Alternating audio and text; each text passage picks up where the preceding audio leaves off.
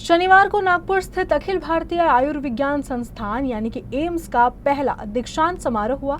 इस कार्यक्रम में मुख्य अतिथि के तौर पर महाराष्ट्र के राज्यपाल सीपी राधाकृष्णन और केंद्रीय मंत्री नितिन गडकरी शामिल हुए।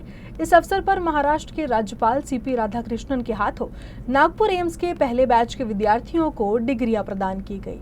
समारोह को संबोधित करते हुए केंद्रीय मंत्री नितिन गडकरी ने कहा कि एम्स नागपुर विदर्भ क्षेत्र के लोगों के लिए आशा की किरण के रूप में खड़ा है, जो घर के नजदीक विश्व स्तरीय स्वास्थ्य सुविधाओं और विशेष उपचारों को प्रदान कर रहा है।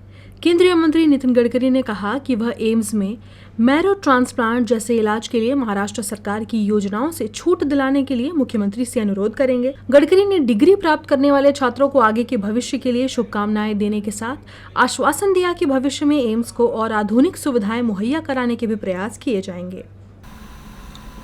विशेष रूप से नागपुर एम्स हमारे लिए बहुत महत्वपूर्ण है। विदर्भ के क्षेत्र में, इन जिलों में हेल्थ सर्विसेज में जो विशेष रूप से सामाजिक आर्थिक रूप से पिछड़े हुए हैं, ऐसे लोगों को बहुत अच्छी वैद्यकीय सुविधाएं देने का प्रयास एम्स ने किया है और इसी के कारण अब आने वाले पेशेंट्स की संख्या भी बढ़ रही है। जहाँ तक मेडिकल एजुकेशन की बात है, उसमें प्रपोर्शन में भारत सरकार की ओर से विशेष रूप से मेडिकल की सीट्स भी अलॉट हुई है।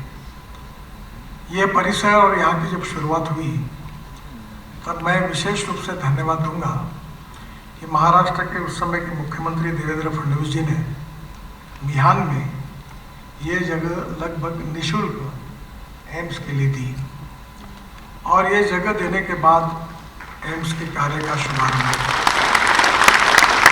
कि आज हमारी इस इंस्टीट्यूट से पहली बैच इस कॉन्वोकेशन में डिग्री हासिल कर रही है और इसलिए मैं उन सभी विद्यार्थी भाई और बहनों को हृदय से धन्यवाद देता हूं और निश्चित रूप से आप अच्छे डॉक्टर के रूप में तो जरूर काम करेंगे ही और अच्छा डॉक्टर, एवरी डॉक्टर ये अच्छा ह्यूमन बीइंग भी होना चाहिए, because no philosophy can be taught to any stomach. इस बात को मैं भी समझता हूँ।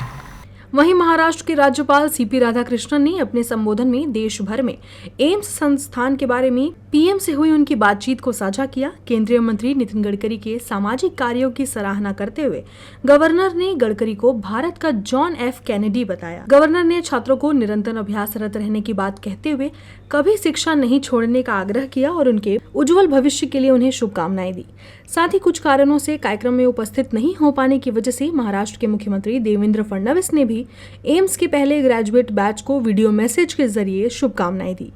Today the graduates, you are the first graduates of this great institution which performed very well in the short span of time.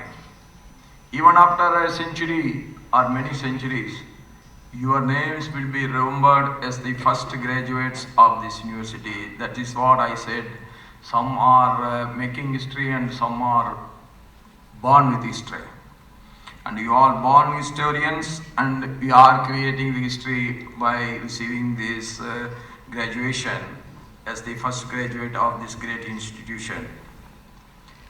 In its relatively short journey, AIIMS Nagpur has established itself as a center of excellence in medical education, research and healthcare. Nitin Gadkari ji, and he is the man who started the four-way expressway in India between the Pune to Mumbai, and Vajpayee ji extended and Modi ji is now extending all over the country. So that's why I always remember him as the John F. Kennedy of India.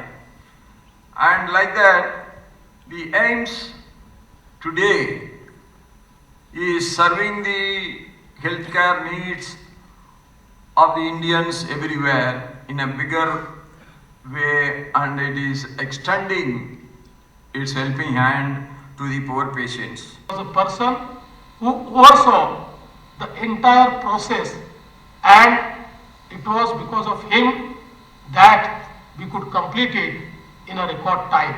Once again, congratulations to all of you, your professors and your families who have supported you in this journey.